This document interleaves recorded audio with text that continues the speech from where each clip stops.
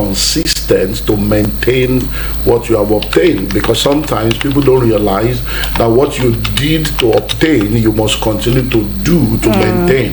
So for me as an individual, in the different things that I'm involved in, I want to always spend time to find out what I need to do, and then once I know what I need to do, I stay committed to doing it, and I stay consistent in ensuring that I'm focused on doing what I need to do in order to maintain what I have obtained, so that you will not get to a point where what you have is lost, because we live in a changing world and you have to continue to learn, unlearn and relearn consistently, and that's what has helped me. I'm a student for life. I just keep learning and I keep reinventing myself.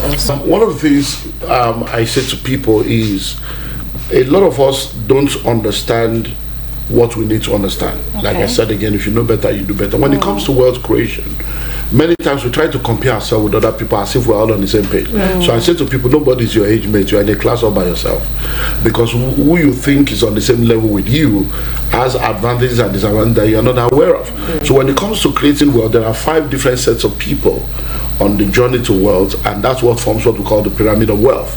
So I say to people, if you want to travel, so let's say for instance you want to go to New York or you want to go to the UK, and you call the airline right now and say, please, I would like to find out the cost of the ticket to London or New York.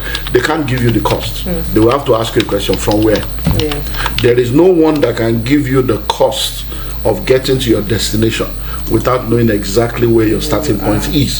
So the pyramid of wealth is all about everybody understanding where they are in order to successfully navigate their way to where they need to be. So there are 5 levels. At the bottom of the pyramid is like a triangle. At the bottom of the pyramid, which is why we say it's bottom heavy, are those that are what we call financial crisis.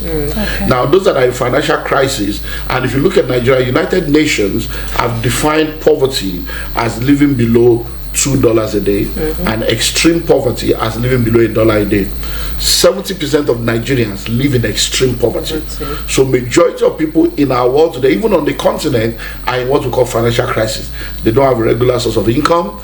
They don't have any income that is regular. They live hand to mouth by begging, by getting leaning on somebody else. So they are in financial crisis. They don't have anything they can lay claim to be able to live a meaningful life. And that's not the place to be as a child of God or as a citizen of our world, because the world is full of riches.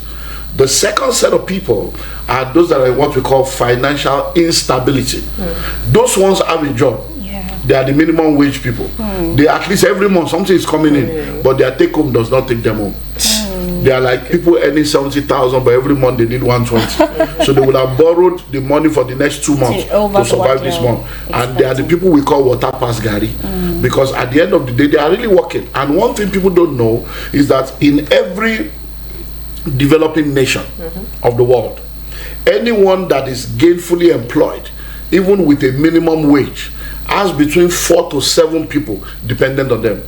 So you that are earning 35k that you are struggling, there are people say, at least you have a job now. So if something is coming, help me now. You are like, do you understand what you're talking about? It's 35. Now that they say minimum wage is now 70, even though 70, what 35 can do last year, 70 cannot do this year. Of course. But people will not think that at least they are paying you 80k now. That 80k you need probably 150 to survive. So those are people that are in financial instability.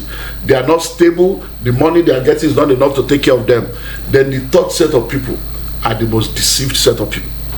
They are people that are in what we call financial stability. Now, you see, when you are financially unstable or you are in financial crisis, at least your situation is defined. You know that you are in trouble, you'll be looking for it. But you see, those people that are financially stable, they are the most deceived set of people, because they have a good job, they probably even have a house of their own, their children are in private school, they travel abroad, they have cars, they have savings. So they actually think that they are okay. And that's why they are deceived, because they think they are okay. Many of them don't know. They don't know that they don't know. They don't want to know. And there's this pride and arrogance that goes along with this group of people, just because they have a good job. But for many of them, everything they have is dependent on them exchanging their time and energy for money. So the day they lose their job, 60 days, 90 days, they are back to. So you now realize that so you see a lot of them, you think, he's a manager, let him lose his job. You discover he's just a poor man that is well packaged.